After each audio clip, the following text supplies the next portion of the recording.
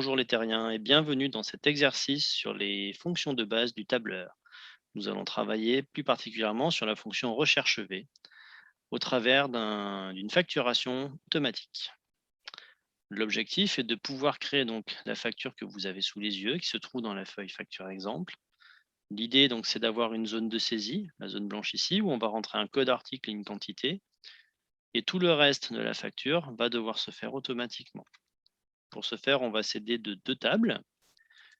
Une table donc de produits qui va donner pour un code rentrée le libellé du produit, le prix d'achat, la marge que l'on se fait et le prix de vente.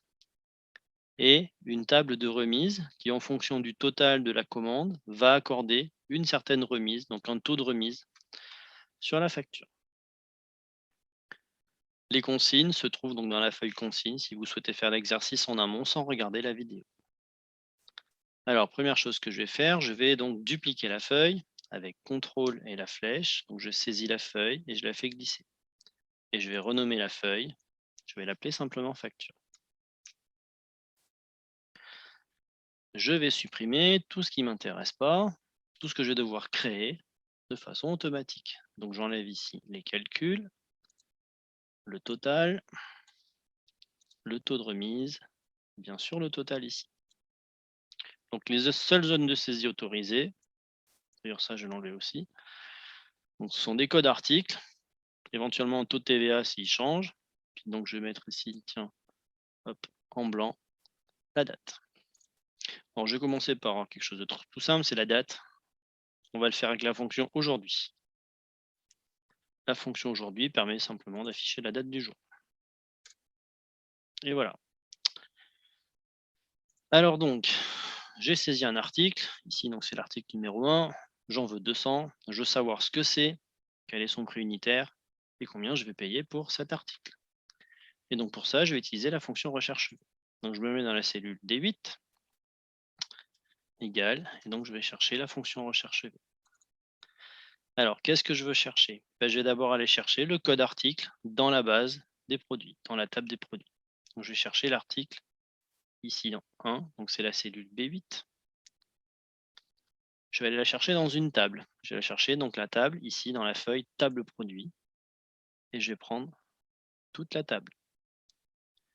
Et je vais bloquer cette table si je veux copier-coller ma formule, donc avec F4 qui va me permettre ici de mettre des dièses partout.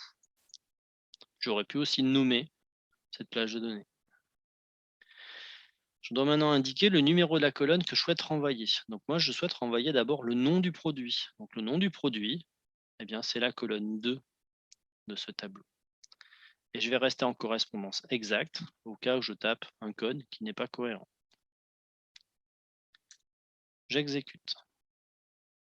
Visiblement, 01, c'est un yaourt nature. Je vérifie. Effectivement, le code 1 est un yaourt nature. Donc ça fonctionne. Donc je retourne dans ma facture et je vais copier-coller ici ma formule. Alors, ça a l'air de fonctionner, donc, sauf pour les lignes où pour l'instant, je n'ai pas mis de code article. Alors, je vérifie. Le code 2, c'est un yaourt aromatisé. Ça a l'air d'être ça. Ensuite, 14, on a du beurre.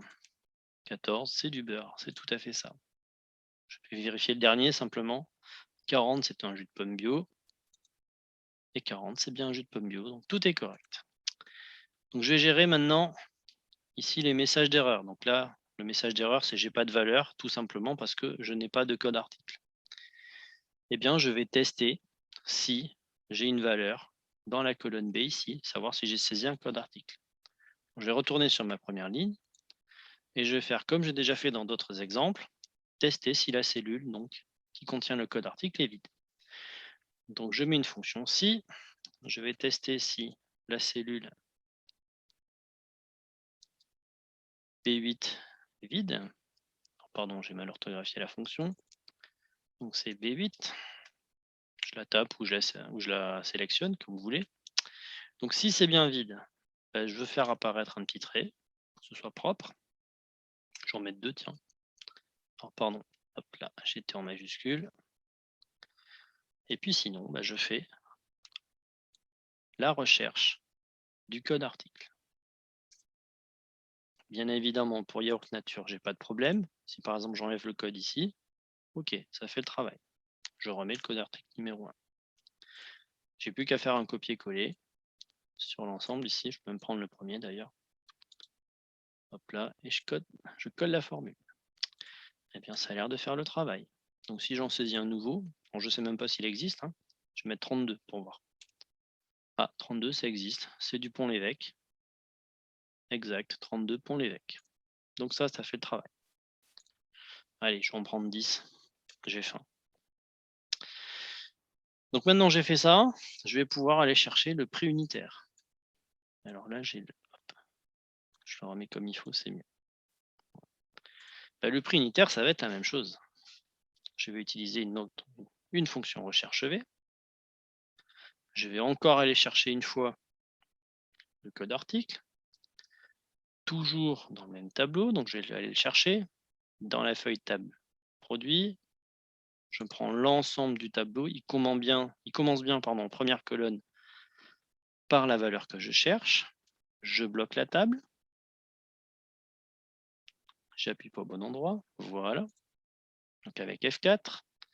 Et je sélectionne donc la colonne que je dois renvoyer. Donc ici, la colonne que je vais renvoyer, eh bien, c'est le prix de vente. Ça, c'est le prix d'achat. C'est ce qui me coûte moi en tant qu'entreprise. Donc c'est la 1, 2, 3, 4, 5, 6e colonne. Et je vais rester en valeur exacte, donc argument fou. Comme précédemment, je vais englober cette fonction recherche V dans une fonction si, et je vais tester si la cellule de saisie elle est vide. Donc qu'est-ce qui est vide? B8. Donc si B8 est vide, je ne veux pas qu'il me dise ce que c'est. Je mets des petits traits par exemple. Et donc sinon, il effectue la recherche pour aller chercher le prix unitaire. Et ben voilà, il n'y a plus qu'à faire copier et coller formule sur l'ensemble de la colonne. Ça a l'air de faire le travail. Donc je vérifie. Alors, par exemple, un Pont-l'Évêque à 2,30 et un Grand Air à 16 €. Alors, un Pont-l'Évêque, c'est bien 2,30, un Grand Air, c'est 16 €. Donc ça fonctionne parfaitement bien. Et puis à l'endroit où j'ai pas mis de ligne, j'ai bien des petits traits. J'en rajoute un, 33, ça existe. J'en veux qu'un. Tout va bien. Le total maintenant, eh bien, il suffit de multiplier le prix unitaire par la quantité. Donc là, c'est une simple multiplication de cellules. Donc on va multiplier la quantité qui est ici par le prix unitaire. On avait un format monétaire qui tournait dans la colonne E pour le prix unitaire. Donc en multipliant par un nombre, il applique automatiquement un format monétaire aussi. Je vais pouvoir faire un double clic. Là, pardon. Je vais pouvoir faire un copier-coller, excusez-moi, sur l'ensemble ici de la colonne. Voilà. Alors, sauf que j'ai oublié de gérer l'histoire de la saisie. Et ben, je vais faire comme précédemment. Si est vide. Si quoi est vide? Ben, si le code article est vide, donc si je n'ai pas commandé, je vais afficher des petits traits. Si ce n'est pas le cas, il me fait le calcul de ce que je dois payer. Je recommence mon copier-coller. Voilà, je colle la formule. Eh bien, ça fait le travail. Alors maintenant, j'ai calculé le total. Donc, j'ai passé toute cette commande. Ça va me coûter combien? Donc, un total, c'est une somme. Donc, je vais faire la somme de toute la colonne totale. Pas de problème. Maintenant, je dois appliquer une remise. Alors, je vais aller chercher ici quel est le taux de remise que je dois appliquer en fonction de ma commande. Alors, je vais juste vite fait aller voir la table. Donc, table remise, 454 € ici. D'après cette table, je suis au-delà de 300 et à moins de 700. Autrement dit, je dois ici appliquer 4% de remise. Eh bien, je vais aller chercher une recherche V. Je reviens dans la facture. Donc, je vais utiliser la fonction recherche V. qu'est-ce que je vais chercher? Je vais aller chercher mon total, ici. Je vais le chercher où? Dans la table ici de remise. Attention, je ne vais pas commencer par la première colonne, parce que la première colonne ne contient pas de valeur, c'est du texte. Donc je vais partir de la deuxième colonne qui contient des valeurs. Je vais prendre les deux dernières. Par sécurité, je les bloque, même si ici, ce n'est pas très utile. Qu'est-ce que je veux renvoyer ici comme colonne? Eh bien, je vais renvoyer la deuxième colonne puisqu'elle contient le taux. Cette fois-ci, par contre, je vais rester en correspondance approximative. En effet, correspondance exacte, il faudrait que le total de ma commande fasse exactement ces valeurs-là pour pouvoir envoyer les valeurs de remise. Alors là, je vais mettre en valeur approchée, valeur approximative. Il va à chaque fois aller chercher la valeur significativement la plus proche, inférieure, pour pouvoir appliquer le taux correspondant. Donc l'argument ici est vrai. Et j'exécute. Voilà, il m'a bien trouvé 4%. Alors pour tester que je ne fais pas de bêtises, je vais par exemple supprimer les trois derniers. Voilà, donc là je suis à 293 €. D'après la table de remise, ça devrait faire 2%. Est-ce que c'est le cas? Exact. Je n'ai pas encore dépassé les 300, donc j'ai droit à un taux de 2%. Je vais donc calculer cette remise. Comment je vais faire?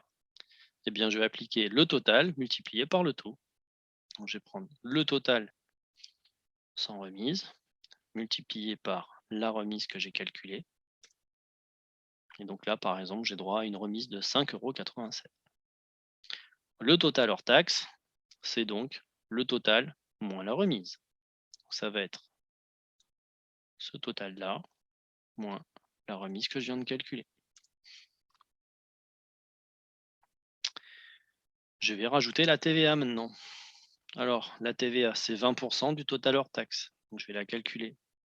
Je me prends le montant hors taxe. J'applique le taux de TVA. J'ai donc ici une TVA de 57,48 €. Et donc, le montant TTC que je vais devoir payer, montant consommateur, ça va être le total hors taxe plus la TVA. Et voilà, maintenant, j'ai une facture automatique. Si je rajoute des produits, alors, c'était le grand air qui coûtait cher, je crois. Qu'est-ce qui te coûtait cher? C'était juste pour rajouter des produits. Ouais, non, de la mode de terre, peu importe. Alors, je vais prendre des produits comme ça. Tiens, je vais commander du cidre. Alors, le cidre, c'est 50. Donc, du jus de pomme et du cidre.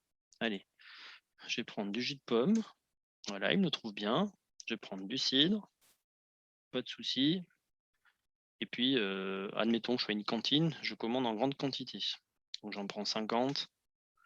Et puis là, je vais en prendre, allez, 10. Soyons fous. Donc là, on voit bien que la facture se fait toute seule. Les totaux se mettent à jour tout seuls, la remise aussi, etc. Eh bien, c'est terminé pour cet exercice. On se retrouve dans une autre vidéo. Salut les terriens!